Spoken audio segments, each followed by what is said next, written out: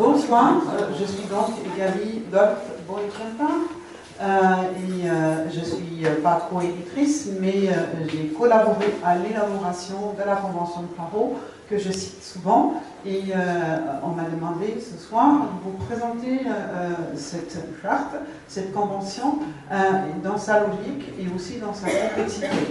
Et à la fin, je vais vous donner quelques exemples pour rendre très clair concrètement ce que ça peut signifier dans la vie de tout le monde et aussi dans la mienne.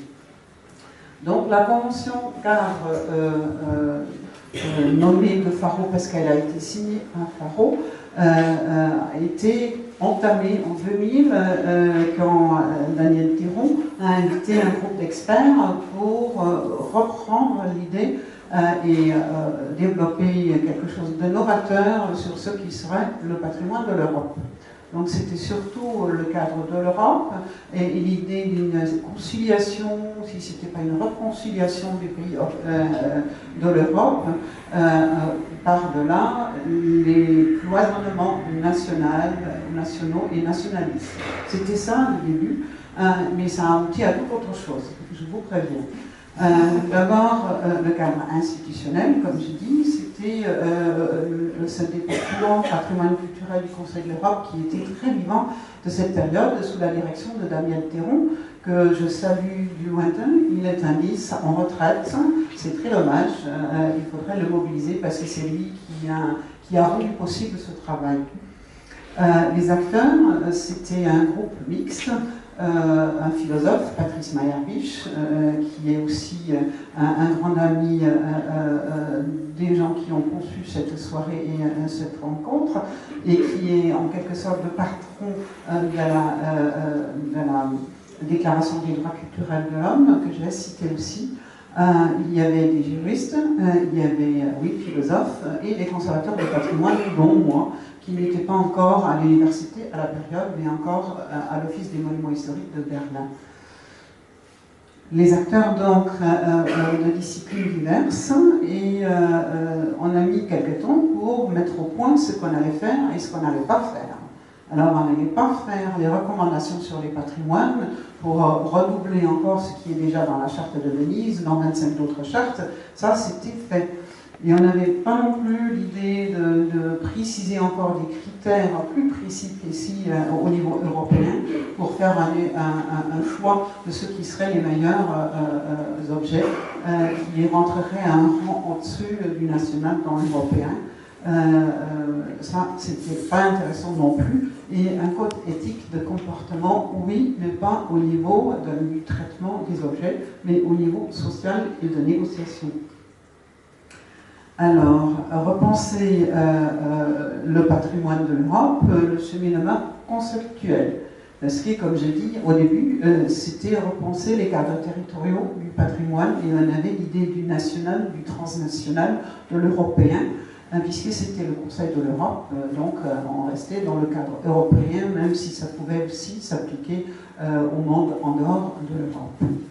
Repenser les cadres territoriaux, réfléchir sur la valeur patrimoniale des limites et des frontières, ça nous a occupé pendant 2 ou 3 ans. On a publié un livre, Le patrimoine européen des frontières, European Trans-Border Heritage, je pense que ça s'appelle, c'est toujours sur le site du Conseil de l'Europe, on peut l'étudier. Parce qu'on se disait que les frontières sont bien sûr des cloisons, mais c'est aussi à travers les brèches et les passages, des lieux de rencontre de culture et de personnes. Donc s'il y a conflit, il y a aussi communication, et c'est pour cela que les frontières sont toujours intéressantes, et on se rend vite compte du fait que presque toutes les frontières en Europe sont très très récentes. Donc c'est qu'il y a eu des territoires d'autres toujours, donc il y a un changement d'appartenance, et ça rend les choses encore plus complexes. Voilà pourquoi ce travail sur les frontières était intéressant, aussi à l'intérieur de la ville, comme une contribution sur Londres, qui fixait les frontières, ou trouvait les frontières entre les quartiers, comme par exemple, quel indice peut-on avoir quand on rentre dans l'espace gay de Tower Hamlets, parce qu'il y a des signes qui se densifient, donc comme ça aussi, les limites dans le tissu et dans la vie sociale urbaine. C'est le troisième point qui était mon favori, parce qu'étant allemande et travaillant en langue française avec des Français et d'autres, je me voyais bien sûr toujours dans l'histoire du XXe siècle, donc face aux conflits du passé. Et l'idée de faire face au patrimoine conflictuel m'était aussi naturelle dans cette période, parce que je travaillais à Berlin, après la chute du mur. Et on avait plein de patrimoine totalement conflictuel. Et des oppositions fortes aussi. Là, j'ai trouvé que c'était très important et c'est rentré aussi un petit peu dans la Convention de Faro, parce que si on ne fait pas face au conflictuel, ça sera toujours là. Donc, il vaut mieux regarder et faire face et se dire, bon, si on n'est pas d'accord, mais on peut être d'accord sur ne pas être d'accord. Donc, au deuxième degré.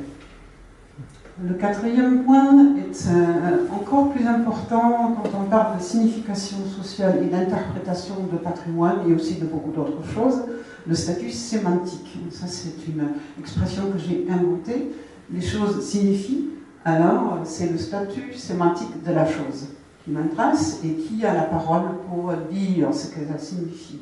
Et s'il n'y a qu'une instance qui peut le dire, bon, c'est figé. Mais s'il y a plusieurs, s'il y a le multivoque, ça rend les choses beaucoup plus complexes. Et aussi le statut sémantique d'un objet, même si c'est une simple chose, peut devenir très complexe. Et ça, bien sûr, ça rend la chose plus intéressante, des fois, bien sûr, aussi difficile. Donc, encore sur notre cheminement, repenser les cadres sociaux de la patrimonialisation. Donc, qui veut se déclarer héritier? Qui veut hériter de quoi? Qui est héritier? Quel est l'héritage? Donc, les cadres sociaux de la patrimonialisation, moi j'avais formulé comme ça, parce que j'avais pris en exemple la formule de Maurice Hadrox, les cadres sociaux de la mémoire, et moi je l'ai adapté dans les cadres sociaux de la patrimonialisation. Bien sûr qu'avec Hadrox c'est plus complexe, mais ce n'est pas aujourd'hui que je vais discuter ça. Donc les cadres sociaux de la patrimonialisation, ça lève tout le problème, parce que qui a la parole, qui prend part, qui s'engage, et la patrimonialisation, c'est toujours, comment dire, un travail de groupe, un travail de collectif, et pas d'une seule personne. Ou alors peut-être exceptionnellement, mais normalement c'est quelque chose qui se joue dans la société. Donc la patrimonialisation a des cadres sociaux qui peuvent aussi s'opposer. Parce qu'on peut avoir plusieurs cadres sociaux qui ne sont pas nécessairement d'accord, ou alors on peut être une personne qui change aussi de cadre dans la vie, ou aussi pour une raison de changement d'avis, ce qui est aussi possible. Et bien sûr, encore, qui sont les héritiers, prendre encore le statut social et l'appartenance locale et culturelle des héritiers. Donc là, on est dans ce que j'ai appelé en anglais une fois dans les old locals, les vieux locaux qui sont là depuis toujours, les Vaudois de Souffle, les fameux, qui n'existent pas finalement. Les new locals, ceux qui sont venus récemment, alors ça peut remonter à 100 ans, en fonction des logiques locales, on met longtemps pour être de souche. Les nouveaux venus, donc les new locals, les former locals, ceux qui étaient là avant et qui réclament encore le droit de dire ce que signifient les choses, même s'ils vivent ailleurs. Et les non-locals, ceux qui n'appartiennent pas localement, comme moi, ici. Je n'appartiens absolument pas du tout à Saint-Denis, mais je peux prendre la parole et on ne va pas me frapper parce que je repars. Si je dis quelque chose de faux. Donc le statut de non-local, c'est assez pratique, mais c'est pas du tout sans émotion que je parlerai de Saint-Denis. Donc je m'attache, et peut-être passagèrement, peut-être que je vais revenir. Donc le statut de non-local, c'est très important pour tous ceux qui voyagent et qui s'attachent là où ils arrivent et qui s'attachent aussi ailleurs. Et les attachements peuvent aussi s'approfondir ou devenir plus faibles en fonction, bien sûr, des cheminements de mes travaux ou des travaux d'autres qui se sentent comme moi. Alors, pour aller un petit peu plus dans les détails pour la Convention de Faro, je commence avec le préambule. Il faut toujours étudier les préambules, parce que les préambules sont écrits par ceux qui ont rédigé le texte et jamais les instances politiques contrôlent les préambules. Donc, on met de la philosophie dans le préambule les personnes les met à l'écart parce que ce n'est pas vraiment les paragraphes qui vont certainement être cités. Donc dans le préambule, on trouve la grande rhétorique. C'est aussi d'ailleurs dans la charte de Venise, il faut lire le préambule, c'est magnifique. Et ça vaut parce que, comment dire, ça explique l'esprit du moment où on a écrit cette charte. Je voudrais vous lire justement ce que j'ai mis en gros, là, reconnaissant que toute personne a le droit, tout en respectant les droits et les libertés d'autrui, de s'impliquer dans le patrimoine culturel de son choix, comme un aspect du droit de prendre librement part à la vie culturelle consacrée par la Déclaration universelle des droits de l'homme des Nations Unies en 1948 et garantie par le pacte Machin.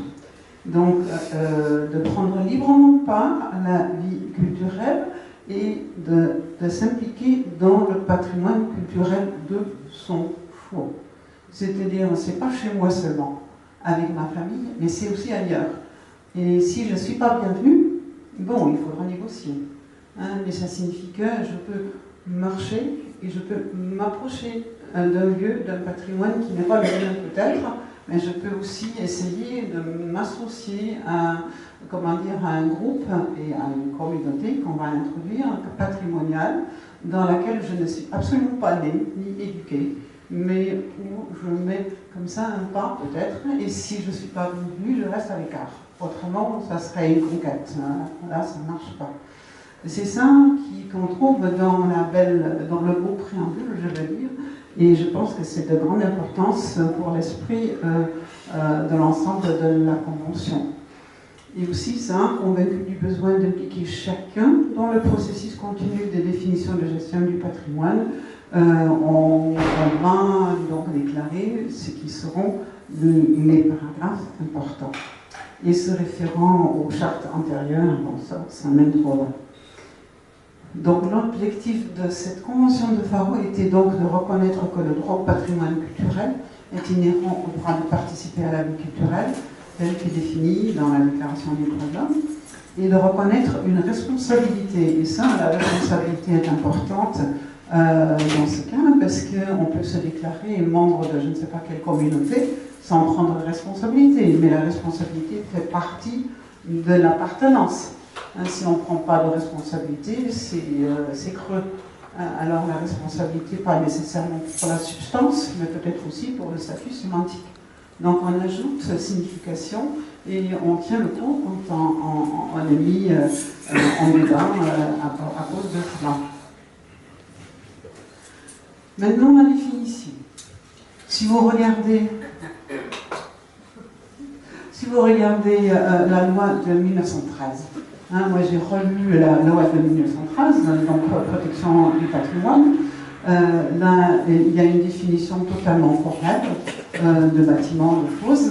Moi, j'ai pas voulu mettre ça ici. Et quand on regarde aussi la Convention du patrimoine mondial de l'UNESCO, il y a des 10 critères auxquels le patrimoine, pour être classé patrimoine mondial, doit correspondre. Et tout cela, c'est des critères formels. Tandis que la Convention de Faro, elle retourne à la perspective et elle définit le patrimoine à travers les métiers, donc à travers les personnes qui trouvent un patrimoine. C'est pour ça que je vais vous lire la définition. Le patrimoine culturel constitue un ensemble de ressources héritées du passé que des personnes considèrent par-delà le régime des propriétés des biens comme un reflet et une expression de leurs valeurs, croyances, savoirs et traditions en continuelle évolution. Cela inclut tous les aspects de l'environnement résultant de l'interaction dans le temps entre les personnes et les lieux. Là, on voit une chose qui n'a pas été dite avant, parce que le patrimoine est défini par ceux qui l'héritent, qui veulent bien en hériter. Ça ne signifie pas que la chose doit être de telle et telle beauté, ou de tel et tel style, ou de telle et telle grandeur. C'est quelque chose qui se définit à travers donc, ceux qui veulent hériter. Et bien sûr, on peut dire que là, ça devient complètement bâtard, Parce que n'importe quoi peut devenir patrimoine. Et la réponse est oui. C'est tout à fait ça. Everything except the kitchen sink. C'est ce que mon ami américain a écrit là-dessus. Et peut-être même the kitchen sink. Qui sait, et maintenant, pour la communauté patrimoniale, c'est donc la figure sociale qu'on a inventée pour dire il ne s'agit pas du tout de cohésion sociale dans un sens abstrait, mais il s'agit d'une figuration sociétale qui est déclarée maintenant communauté patrimoniale. Il y a des gens qui ont déjà flairé le communautarisme, mais mettons ça de côté. C'est une communauté patrimoniale qui se compose de personnes qui attachent de la valeur à des aspects spécifiques du patrimoine culturel qu'elles souhaitent, dans le cadre de l'action publique, maintenir et transmettre aux générations futures. Donc il n'y a aucune limite là-dedans. Il n'y a aucune définition, ni nationale, ni civile, ni rien. Et c'est totalement exprès. Parce que la communauté patrimoniale doit, dans le conceptuel, dans la pensée conceptuelle, dans la réalité, bien sûr, les choses vont se présenter autrement, mais dans le conceptuel, cette communauté patrimoniale ne peut pas avoir de limite, ni dans l'espace, ni dans le temps. Même dans le cas spécifique auquel j'ai dû faire face souvent à Berlin, c'est la communauté de perte. Donc tous ces gens qui se disent qu'ils ont perdu quelque chose, comme le vieux château de Berlin, elle était en croissance tout le temps. Parce que même ceux qui n'avaient jamais vu ce château sont en quelque sorte voulaient adhérer à cette communauté de perte pour réclamer bien sûr le château neuf que je vais vous montrer, que je trouve moche. Mais ça c'est une autre chose. Alors, puisque rien ne marche sans prendre les responsabilités, les droits et les responsabilités concernant le patrimoine culturel sont formulés dans cet article 4, que toute personne seule ou en commun a le droit de bénéficier du patrimoine culturel et de contribuer à son enrichissement. C'est-à-dire le patrimoine n'est jamais figé. Et il n'est pas matériellement figé, et il n'est pas surtout figé, pas sémantiquement figé. Parce que là, je me cite moi-même, je l'ai dit en anglais, c'est plus joli. There is nothing like a finally appeased patrimonial status. Ça n'existe pas un patrimoine qui définitivement et finalement signifie une chose spécifique, pacifiée, et on ne va plus jamais débattre. Ça n'existe pas.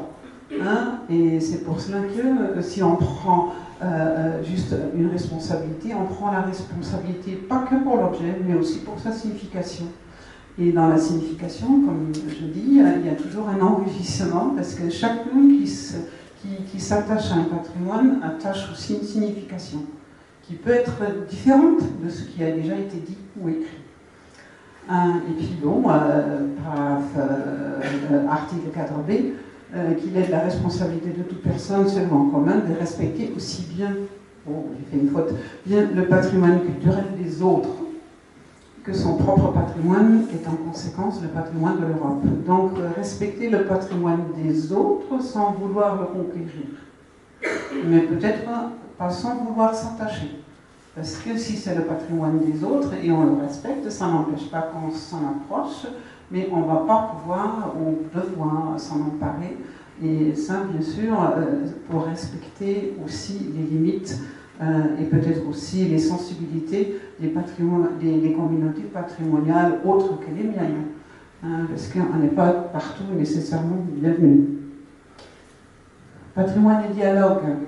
Ça, bien sûr, parce que le patrimoine fait parler. Ça, vous le savez. Et s'il y a des accords, c'est encore plus intéressant que quand il y a un accord, parce que tout le monde va applaudir et on ne va pas débattre. Mais si on a un désaccord, le patrimoine et le dialogue, c'est nécessairement lié. Et les parties, ici dans la Convention de Faro, s'engagent à travers l'action des pouvoirs publics et des autres organes compétents à encourager la réflexion sur l'éthique et sur les méthodes de présentation du patrimoine culturel, ainsi que le respect de la diversité des interprétations. Donc si par exemple vous avez un lieu controversé qui est interprété d'une manière ou d'une autre par d'autres et différents groupes dans une ville ou alors dans un pays, le respect de l'une pour l'autre, donc l'acceptation du désaccord. Moi, j'ai inventé en allemand une valeur patrimoniale qui est la valeur d'affrontement. C'est-à-dire, si un patrimoine cause des désaccords, c'est qu'il permet d'articuler un désaccord qui est dans la société. C'est donc un point de cristallisation d'un désaccord dans une société, et c'est pour cela que ce monument-là, cet objet-là, ce patrimoine-là est important. C'est pas malgré le conflictuel, mais à cause du conflit, du désaccord qu'il apporte dans le débat public. Et voilà pourquoi on a mis le paragraphe, l'article 7b, à établir les processus de conciliation pour gérer de façon équitable les situations où les valeurs contradictoires sont attribuées au même patrimoine par diverses communautés. Ça peut arriver dans les lieux de conflit comme à Mostar, pour les Mostar, proverbial, mais aussi dans d'autres lieux où c'est un objet de haine pour les uns et un objet d'amour pour les autres. Et dans ces cas-là, la Convention de Faro invite à établir des processus de conciliation. Donc, bien sûr que ce n'est pas une recette, faite comme ci ou comme ça, mais la Convention invite à investir, invite les autorités publiques, la société civile, les gouvernements à s'investir dans l'invention de processus de conciliation pour gérer justement de façon équitable ces situations. C'est pas du tout facile. Mais si on ne l'essaie pas, il faut l'essayer. Et voilà, la Convention de Faro vous invite à y penser. Et puis d'accroître la connaissance du patrimoine culturel comme une ressource facilitant la coexistence pacifique en promouvant la confiance et la compréhension mutuelle dans les perspectives de prévention du conflit. Bien sûr que c'est totalement idéaliste. Mais l'idéalisme, c'est un courant de pensée très radical. Il ne faut absolument pas du tout sous-estimer l'idéalisme, parce que c'est une radicalité beaucoup plus forte que d'autres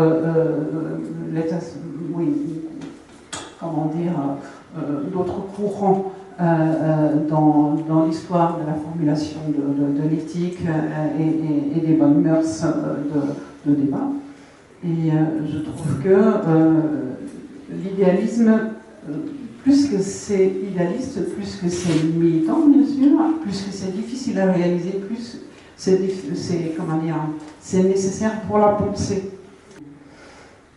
Bon, dans l'article 11, on arrive à l'organisation des responsabilités publiques en matière de patrimoine culturel. Et là, on voit aussi que ça invite les institutions publiques et les gestionnaires et les politiciens, oui, les gouvernements, dans la gestion du patrimoine culturel, on s'engage à promouvoir une approche intégrée et bien informée de l'action des pouvoirs publics. Et puis, B, c'est encore plus important, parce que si on veut partir sur l'idée de la participation de tout un chacun, toute une chacune, à la définition, à la délimitation du statut sémantique des patrimoines quelconques, toute bêtise n'est pas vraie.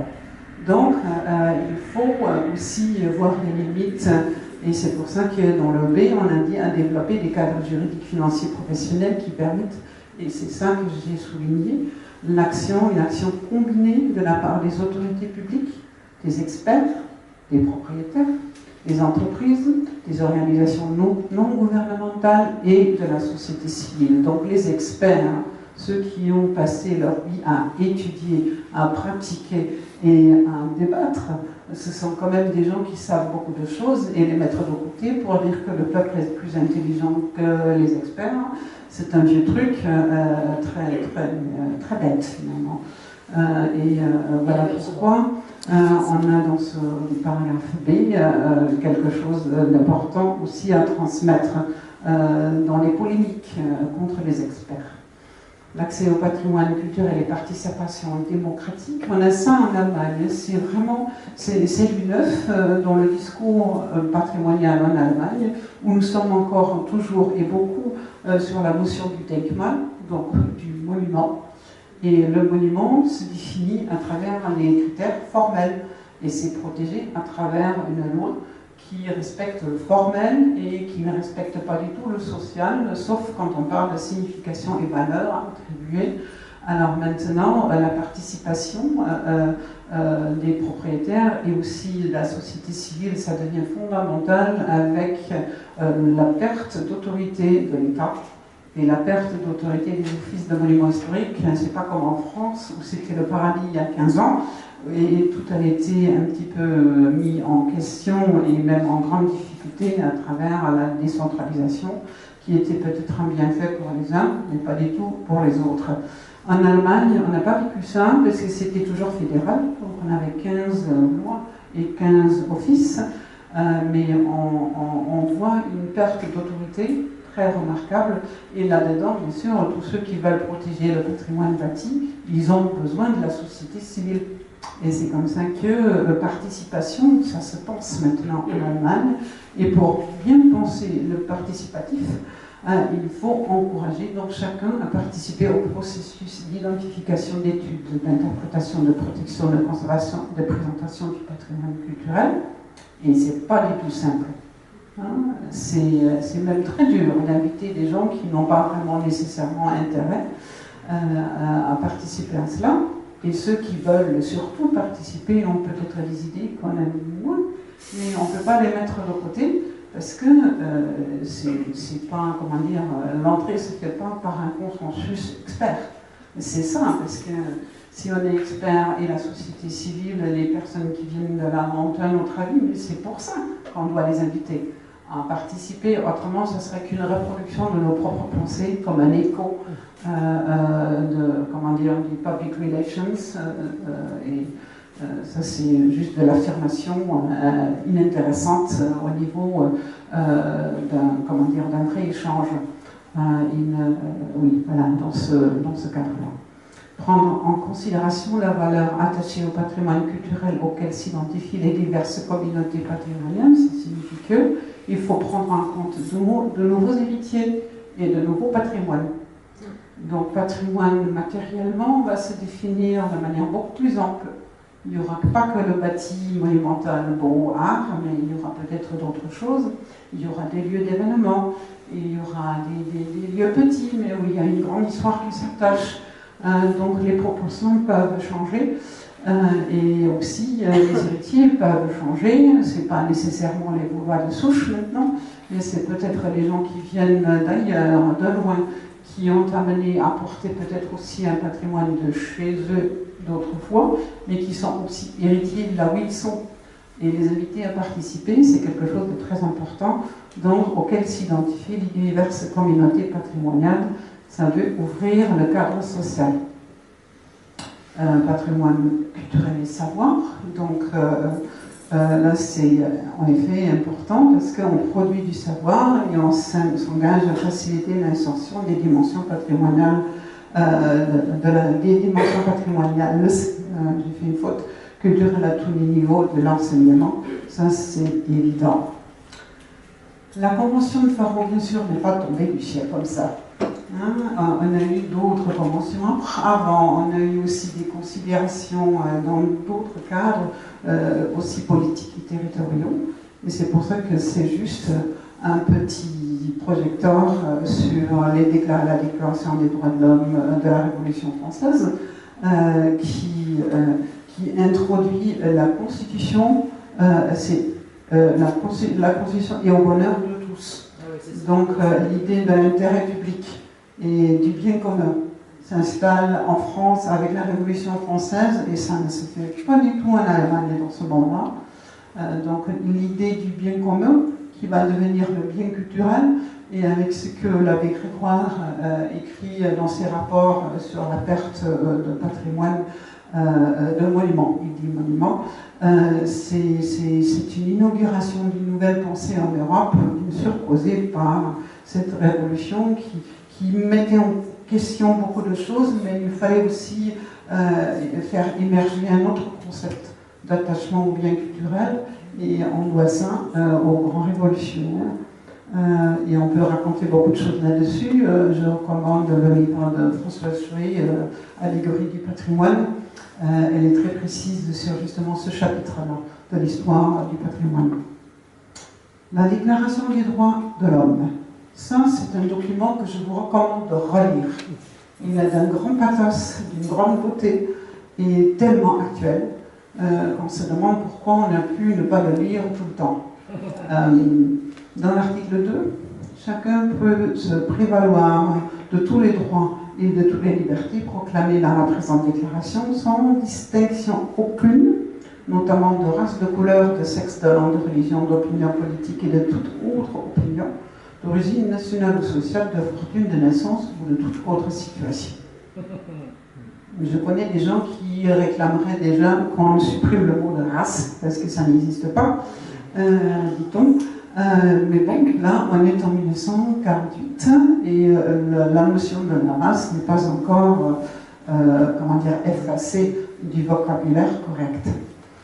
De plus, il ne sera fait aucune distinction fondée sur le statut politique, juridique ou international du pays ou du territoire dont une personne est ressortissante, que ce pays ou territoire soit indépendant, sous tutelle, non autonome ou soumis à une limitation quelconque de souveraineté. Et imaginons qu'en 1948, il y avait encore toutes les colonies en Afrique, il y avait encore les guerres coloniales devant, en Asie. Donc ça prend en compte justement la non-appartenance ou appartenance des personnes qui habitaient dans ces pays de statut incertain. Dans l'article 27, ce que je cite dans ce contexte et qu'on doit citer, c'est le point de référence pour la Convention de Poirot comme pour la Déclaration des droits culturels. Toute personne a le droit de prendre part librement à la vie culturelle de la communauté, de jouir des arts et de participer au progrès scientifique et aux bienfaits qui en résultent. Chacun a le droit de protection des intérêts moraux et matériels découlant de toute production scientifique, littéraire ou artistique dont il est l'auteur. Mais c'est surtout la première phrase qui est à la base de tout ce que nous faisons, parce que si toute personne a le droit de prendre part librement à la vie culturelle de la communauté, de jouir et tout cela, ça veut dire que c'est au niveau individuel et pas au niveau collectif. Donc on parle du droit de chaque personne individuellement et pas du tout de droit de groupe. Et c'est rentré aussi dans la Déclaration des droits culturels. C'est radicalement subjectif, enfin, de la position de la personne concernée, et c'est radicalement personnel dans l'idée de cette déclaration. C'est un autre registre tout à fait différent de ce que je dois tout de même citer ici, de la Convention de l'UNESCO pour le patrimoine mondial. Parce que là, c'est encore le principe de la sélection des mieux, des meilleurs. Et la Outstanding Universal Value, peu importe ce qu'on pense que ça peut être, est vraiment l'ultime critère de sélection radicale et forte. Et c'est absolument pas du tout le principe de la Convention de Faro, mais il faut tout de même se dire que l'UNESCO n'est pas une association de gens bêtes, mais ils ont un autre but, qui n'est pas le but de la Convention de Faro, ni celui de la Déclaration des droits culturels, comme la Déclaration de Fribourg, que je vous mets là, avec les articles 3 et 4, qui sont assez riches aussi, cette déclaration. Mais toute personne, en a écrit ici, aussi bien seul qu'en commun, a le droit d'accéder, notamment par l'exercice des droits à l'éducation et à l'information, au patrimoine culturel qui constitue les expressions des différentes cultures ainsi que des ressources pour les générations présentes et futures. Et plus important encore, l'article 4, ça c'est vraiment l'essentiel pour tous ceux qui n'habitent pas là où ils sont nés et qui ont peut-être un cheminement complexe à travers peut-être plusieurs continents ou plusieurs petites villes, on ne sait jamais. Toute personne a la liberté de choisir et de se référer ou non à une ou plusieurs communautés culturelles sans considération de frontières et de modifier ce choix. Ça veut dire vraiment, vous êtes ce que vous choisissez d'être. Ne mettons pas, il ne faut pas se tromper, c'est pas du tout facile.